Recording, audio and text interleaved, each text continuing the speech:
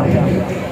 இந்த 24ஆம் ஆண்டை முடித்து புதிய 25ஆம் ஆண்டின் முதல் நாளில் அதிகாலை வேளையிலே கர்த்தர் நமக்கு காண கொடுத்துக்கிறதுக்கே கர்த்தரை சொல்றோம் ஐயா. கர்த்தருடைய வசனம் சொல்லுகிறது, அவர் வருஷத்தை நன்மையினால் முடிசூட்டுகிறது. இந்த ஆண்டு நன்மையால் முடிசூட்டப்பட்ட ஆண்டை சொல்லுங்க. கர்த்தரை கர்த்தரை மகிமைப்படுத்தும். நீங்கள் ஒன்றிலும் குறைவில்லாதவர்கள், நிறைவுள்ளவர்களாக.